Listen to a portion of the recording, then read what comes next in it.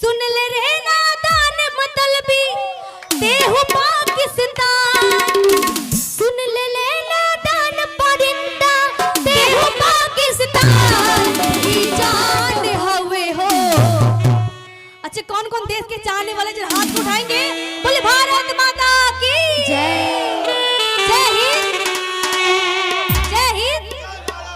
और कहना है कि सुन ले रे नादान मौलवी तेरे पाकिस्तान, कि सुन ले रे नादान मतलबी तेरे पाकिस्तान की जान हवे हो, हमारी शान हवे हो, की जान हवे हो, हमारी शान हवे हो।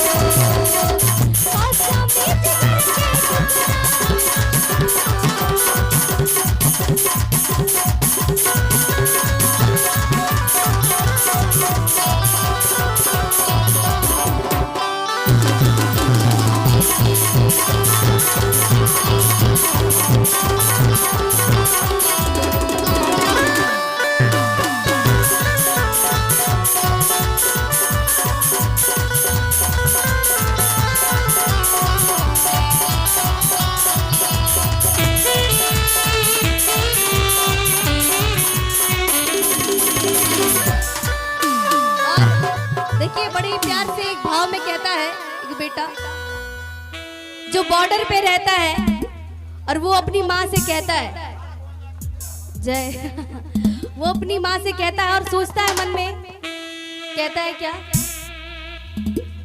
कि कैले होई भारत कि लोरे होई झारत, तड़पत होई परान माई घर रोवत होई है,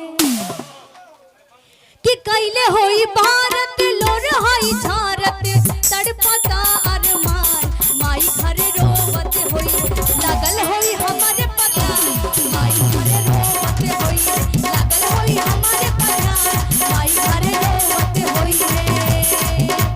कैले होई भारत लोरे होई झारत, तड़पता अरमान माई घर रोवत होई है। कैले होई भारत लोरे होई झारत, तड़पता अरमान माई घर रोवत होई है। जितने भी लोग देश के चाहने वाले एक बार हाथ उठाएंगे और ताली का साथ देंगे देश के लिए कि लागल होई हमारे पठान